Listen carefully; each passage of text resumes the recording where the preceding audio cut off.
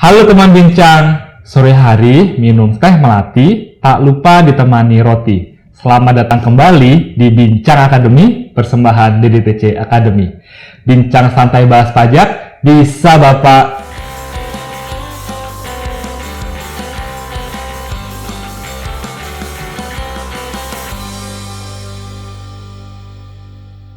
Baik teman bincang, saksikan terus Bincang Akademi yang akan tayang setiap hari Senin secara eksklusif di channel DDTC Indonesia. Nah, bersama saya Icat, Bincang Akademi kali ini akan membahas nih terkait jumlah pembanding dalam penerapan prinsip kewajaran dan kelaziman usaha.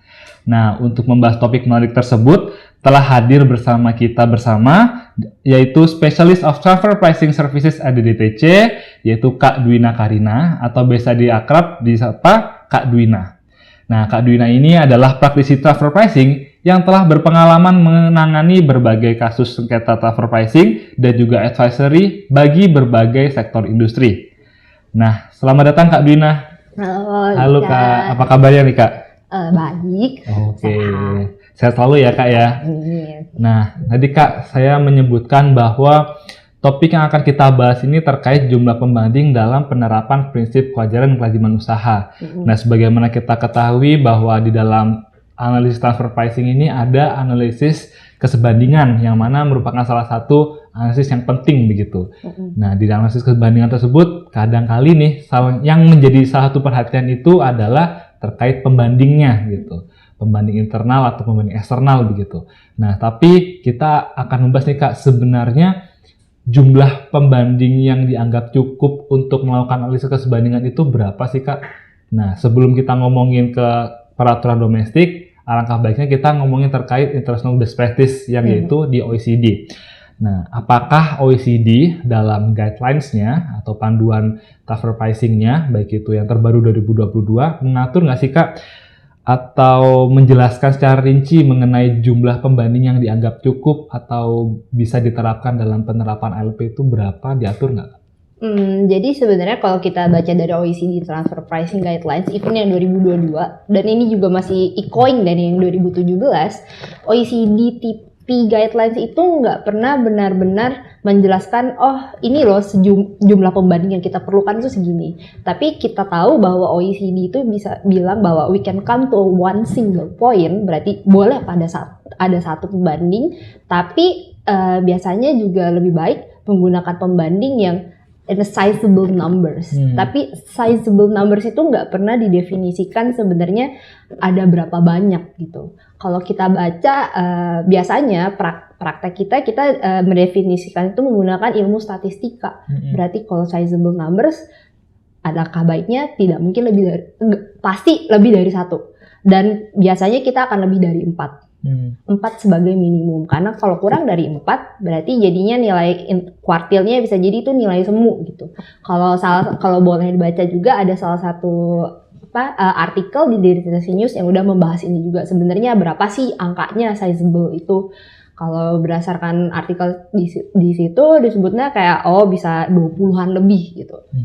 Tuh kalau dari OECD TP Guidelines-nya sendiri, karena memang intinya poin yang diberikan adalah sizable supaya bisa memberikan ruang untuk kesebandingannya itu sendiri. Oke. Nah Kak, kalau di tataran domestik ya Kak ya, sebelum keluarnya Peraturan Menteri Keuangan nomor 22 tahun 2020, nah itu bagaimana sih Kak jumlah pembanding yang diatur di ketentuan domestik yang dibutuhkan ketika melakukan analisis kesebandingan itu berapa? Kalau sebelum PMK 22 2020 sebenarnya kan yang berlaku berarti Per 43 2010 dan sebagaimana diganti oleh Per 32 2011 itu nggak disebutkan juga sebenarnya berapa banyak pembanding yang kita perlukan. Kalau kita baca peraturannya cuma ditulis harga wajar atau laba wajar, tapi nggak pernah ditulis apakah itu single point atau apakah itu rentang. Jadi sebenarnya nggak pernah didefinisikan bahwa jumlah pembanding yang kita perlukan berapa sih, apakah satu itu boleh atau harus lebih. Jadi actually the law was silent about it gitu. Tapi ya secara prakteknya ketika kita di lapangan bisa hanya ada satu pembanding atau lebih gitu. Nah, kemudian setelah keluar PMK, barulah kita lebih di-emphasize bahwa memang boleh single point. Jadi kalau kita baca di pasal 8 ayat 5 huruf A di PMK 22 itu ditulis bahwa bisa menggunakan nilai satu titik nilai wajar. Cuman kita harus baca di ayat 6-nya bahwa nilai titik itu harus pada harga yang sama gitu. Jadi ada tulisannya sama. Sama berarti harus ya boleh pakai satu titik tapi ya harus dipastikan kesebandingannya tinggi gitu. Di ranah pengadilan pajak ada nggak sih Kak suatu kasus putusan pengadilan pajak yang memutus suatu kasus mengenai penggunaan satu pembanding saja gitu? Ada sih sebenarnya, tapi kita nggak bisa disclose ya karena putusannya itu juga nggak dipublish di websitenya pengadilan pajak. Tapi ada satu kasus yang kita tangani bahwa di dalam putusan itu disebutkan boleh, memang tidak dilarang menggunakan satu pembanding, tapi ada catatannya, yaitu satu pembanding harus sempurna. Karena apa? Ya tadi kita tarik balik ke PMK 22 itu ya. PMK 22 kan bilang boleh pakai satu titik tapi pada kondisi yang sama. Berarti itu menggambarkan bahwa kalau gini deh, lebih gampangnya kalau kita analogiin. Ketika kita punya 2 buah apel, kita mau bilang oh ini apel dan ini pasti sama. Tapi kita lihat kalau misalnya lihat buku transfer pricing di DTC pun kan apelnya warna merah sama warna hijau. Itu kan sebenarnya nggak sama kan, kita lihat dari gambarnya itu saja. Nah makanya kenapa kalau kita mau membandingkan yang sama pasti harusnya apelnya merah sama merah. Tapi ketika kita cuma fokus pada 2 itu berarti kan kita harus memastikan bahwa oh ini benar-benar sama gitu. Tapi nah itu catatannya dari pengadilan bahwa ya boleh tapi harus sempurna. Nah makanya karena ada kesulitan pada praktiknya untuk mencari yang benar-benar sama. Ini kita baru ngomongin analoginya buah, tapi kalau perusahaan nggak pernah ada yang benar-benar sama persis perusahaan A dan perusahaan B. Even misalnya dua-duanya sama-sama di industri yang sama, perusahaan minyak goreng dan perusahaan minyak goreng gitu. Tapi kan ada hal-hal yang berbeda. Ada mungkin fungsi yang dikerjain di perusahaan A, ada yang dikerjain di perusahaan B, terus risikonya berbeda. Terus juga even the size of the company will also mempengaruhi kesebandingannya itu. Makanya karena sulit untuk menemukan yang sama, dianjurkan lebih baik menggunakan rentang gitu.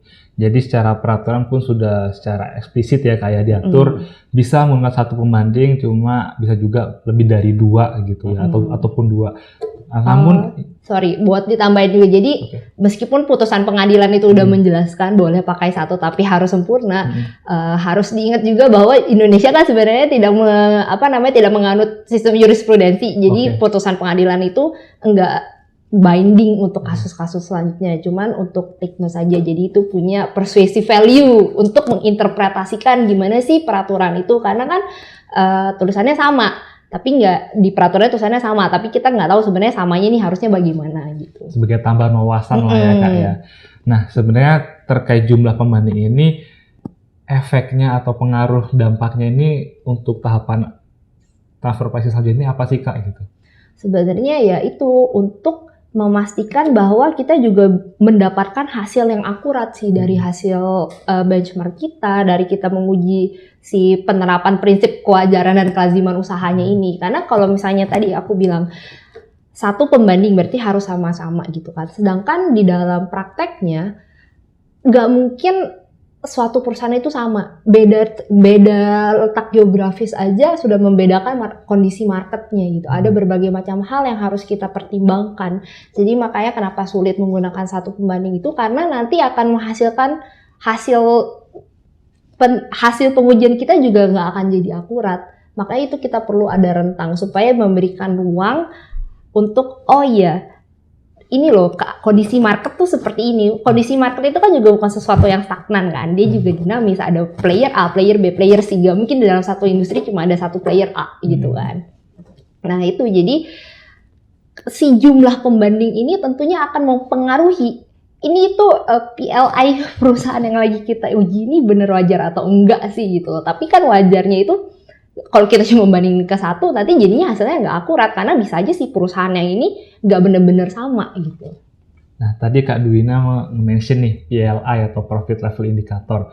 Bisa dijelaskan ke teman bincang nggak Kak, apa itu Profit Level Indicator atau nilai indikator keuntungan atau juga nilai indikator harga gitu. Oh, jadi PLI itu juga berhubungan dengan sebenarnya metode transfer pricing apa yang kita pakai gitu kan. Kalau misalnya kita pakai metode TP CAP, CAP kan harga. Jadi ya udah berarti dia masih di harga, di level harga. PLI-nya tuh harga jualnya gitu, harga belinya. Nah, terus ada resell plus, ada cost plus. Nah, itu juga masih di level harga. Nah, baru di bawah itu ada TNMM dan profit split. Profit split method kita kurang banyak prakteknya, jadi biasanya kita stop di TNMM, Transactional Net Margin Method. Nah, di TNMM itu ada PLI tergantung. Biasanya itu juga PLI yang kita pilih tergantung si perusahaan ini karakterisasinya apa.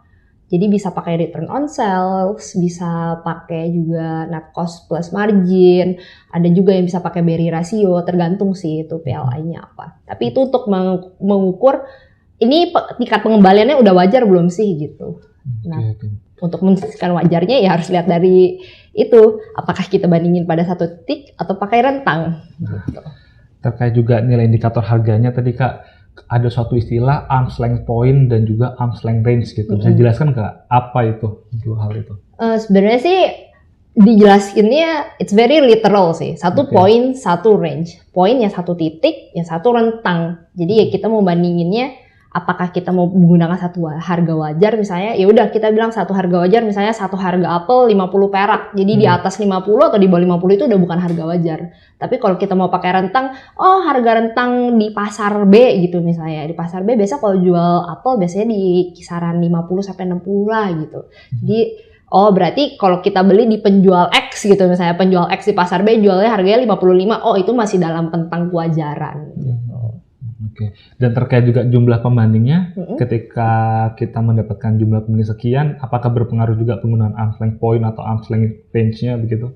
Ya tentunya sih jumlah pembandingnya kalau cuma satu pasti pakai satu poin, tapi kalau kita ada beberapa ya bisa, makanya kita perlu jadinya ada rentang gitu. Oke, gitu. Nah, sebagai penutup nih Kak, ada nggak closing statement atau kesimpulan yang bisa disampaikan ke teman bincang?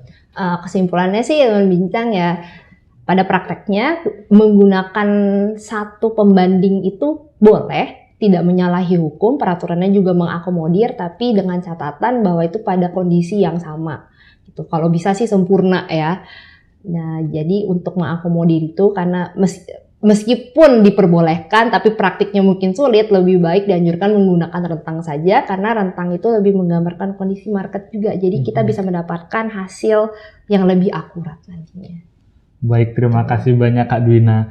Baik teman bincang, bertambah lagi informasi yang kita dapatkan dari pengajar atau profesional di DTC, yaitu hari ini mengenai jumlah pembanding yang dibutuhkan dalam melakukan penerapan prinsip kewajaran dan kelaziman usaha. Nah, terima kasih banyak Kak Dwina atas ilmunya yang dibagi ke teman bincang. Nah, buat teman bincang yang ingin mendapatkan berbagai informasi menarik lainnya terkait perpajakan, jangan lupa untuk ikuti terus berbagai sosial media di DTC Academy, termasuk juga jangan lupa klik like dan subscribe video ini ya, jika dirasa bermanfaat.